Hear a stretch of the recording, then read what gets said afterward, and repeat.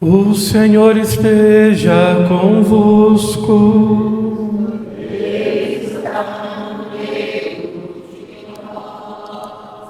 Proclamação do Evangelho de Jesus Cristo, segundo João.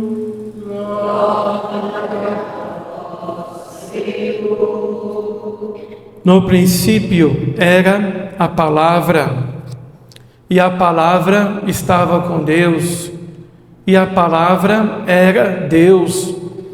No princípio estava ela com Deus. Tudo foi feito por ela, e sem ela nada se fez de tudo o que foi feito. Nela estava a vida, e a vida era a luz dos homens. E a luz brilha nas trevas, e as trevas não conseguiram dominá-la. Surgiu um homem enviado por Deus. Seu nome era João. Ele veio como testemunha, para dar testemunho da luz, para que todos chegassem à fé por meio dele. Ele não era a luz, mas veio dar testemunho da luz, daquele que era a luz de verdade, que vindo ao mundo ilumina todo ser humano. A palavra estava no mundo, e o mundo foi feito por meio dela, mas o mundo não quis conhecê-la. Veio para o que era seu, e os seus não a acolheram, mas a todos que a receberam, deu-lhes capacidade de se tornar filhos de Deus, isto é, aos que acreditam em seu nome, pois estes não nasceram do sangue, nem da vontade da carne, nem da vontade do homem, mas de Deus mesmo. E a palavra se fez carne e habitou entre nós, e nós contemplamos a sua glória, glória que recebe do Pai como Filho unigênito, cheio de graça e de verdade. Dele, João dá testemunho, clamando: este é aquele de quem eu disse, o que vem depois de mim passou à minha frente, porque ele existia antes de mim. De sua plenitude todos nós recebemos graça por graça, pois por meio de Moisés foi dada a lei, mas a graça e a verdade nos chegaram através de Jesus Cristo. A Deus ninguém jamais viu, mas o unigênito de Deus, que está na intimidade do Pai, Ele nos deu a conhecer. Palavra da salvação.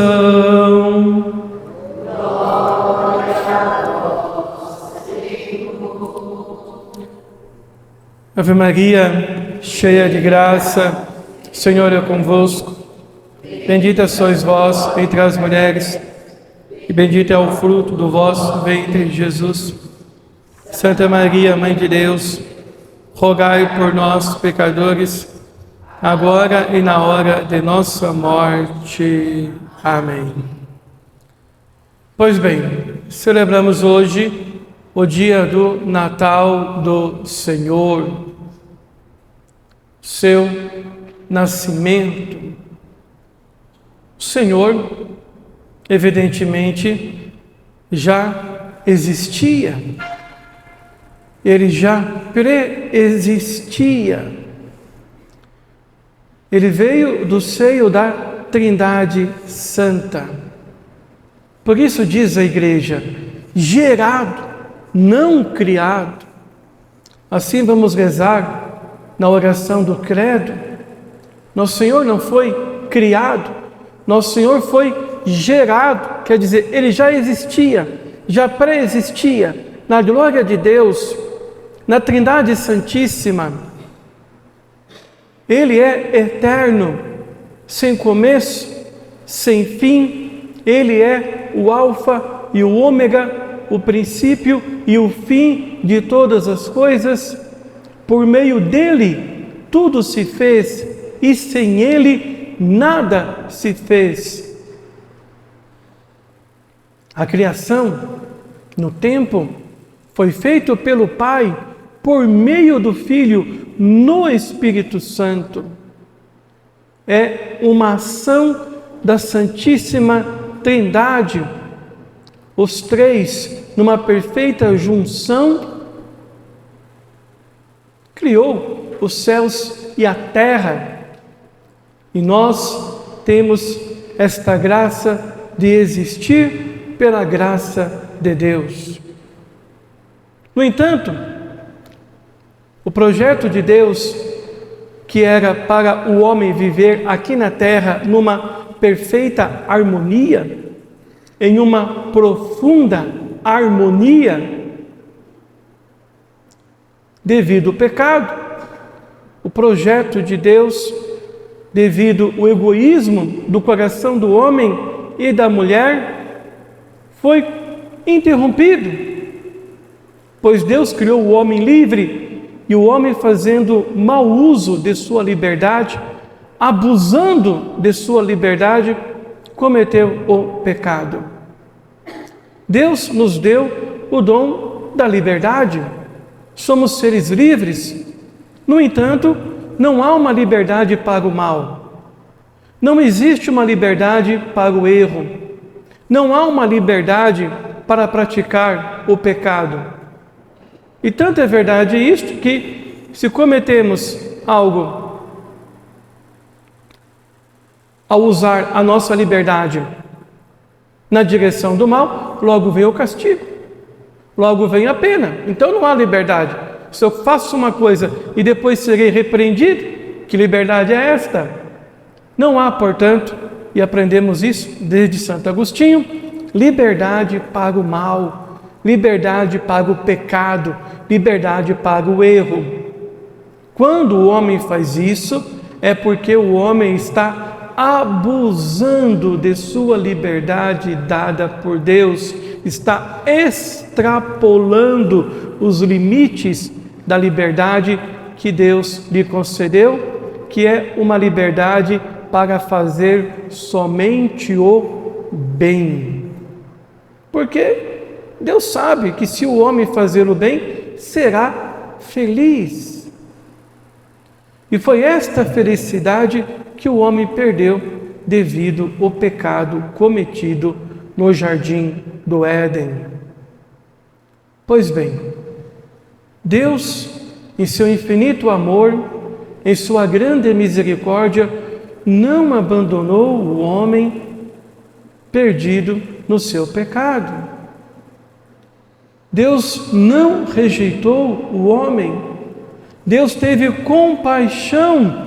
E logo após o pecado do homem, imediatamente quando o homem pecou, logo após o primeiro pecado de Adão e de Eva, Deus já estabeleceu o plano de resgatar o homem.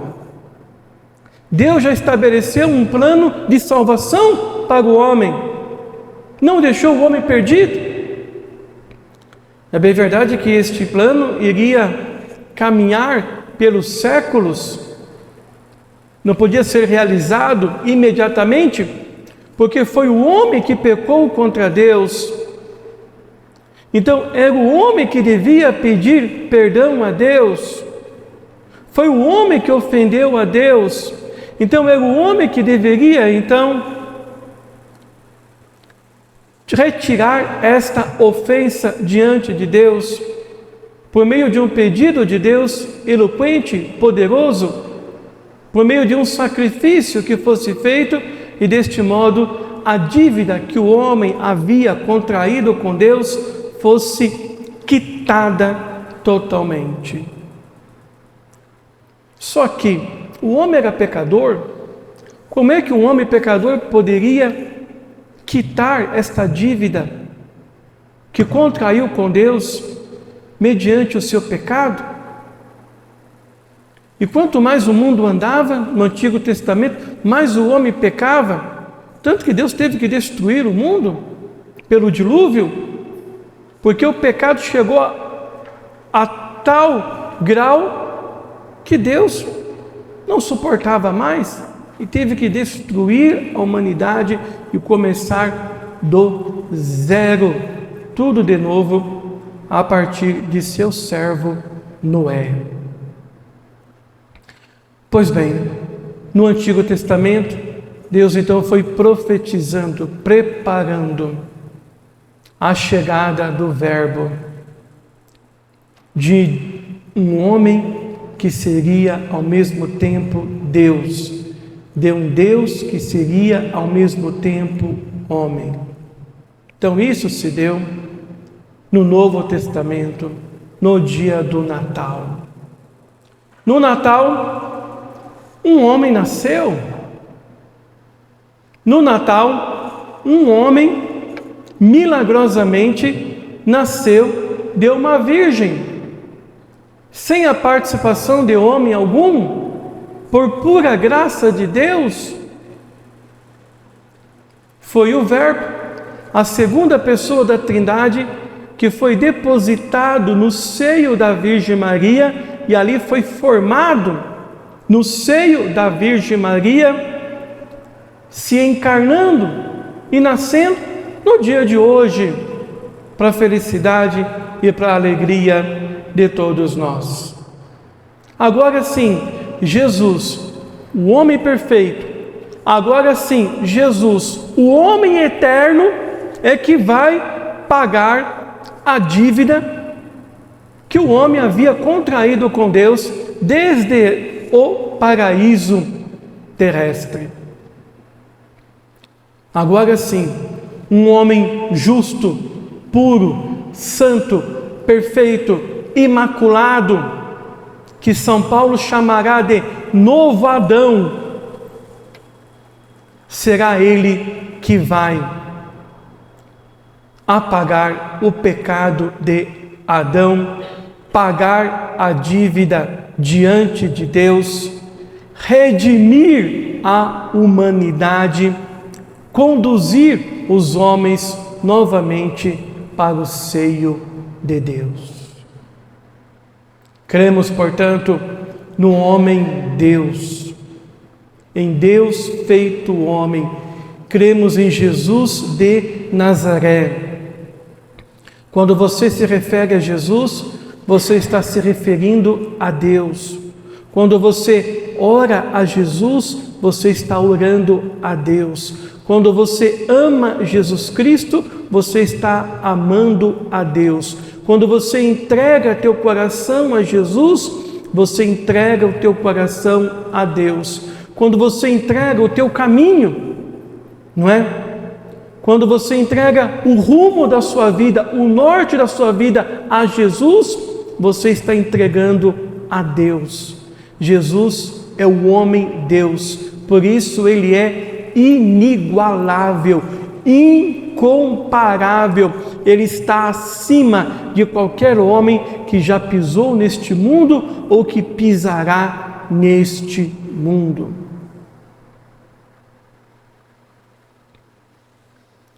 E como a humanidade trata este Jesus?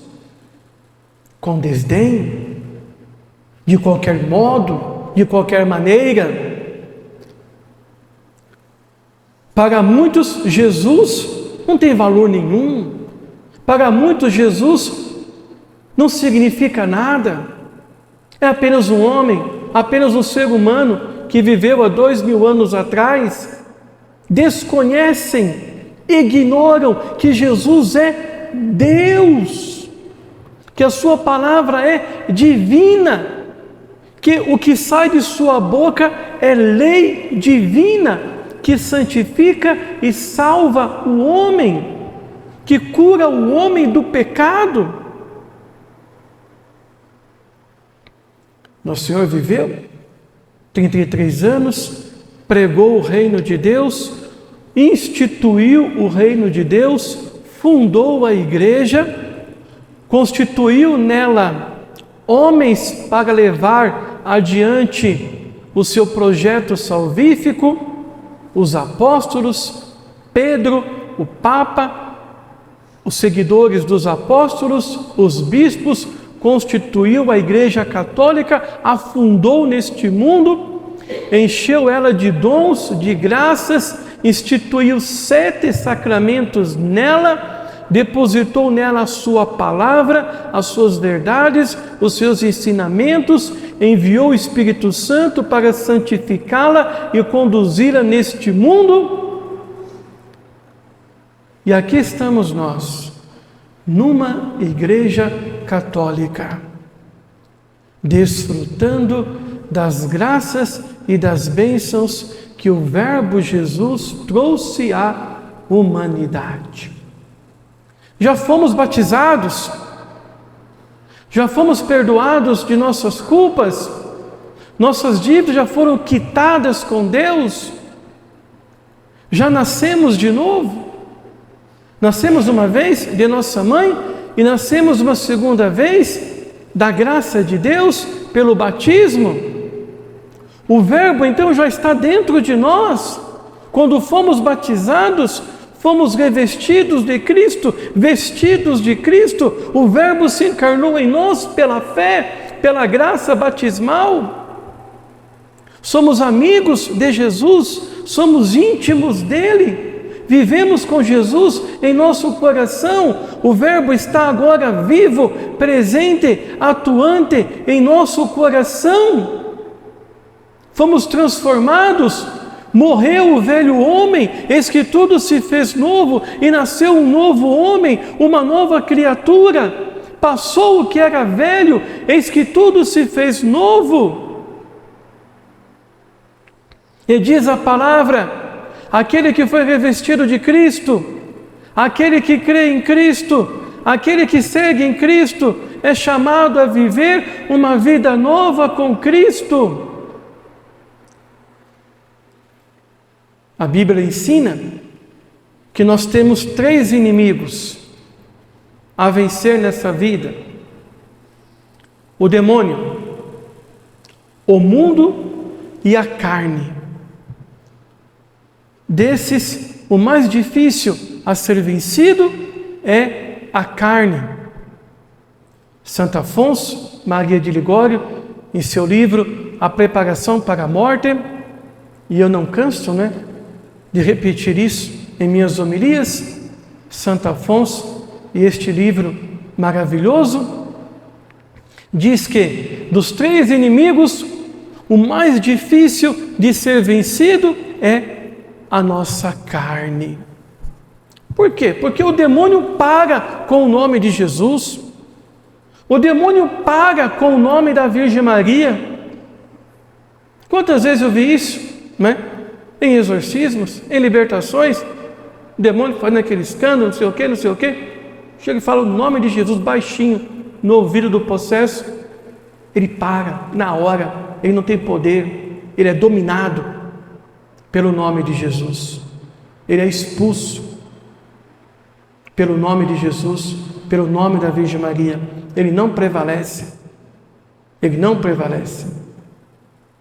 por isso que diante de padres verdadeiramente exorcistas, o demônio passa longe, ele nem se manifesta, porque ele sabe, se ele se manifestar perto de um padre exorcista, ele vai passar o resto da vida dele no fundo do inferno, nunca mais ele vai vir neste mundo.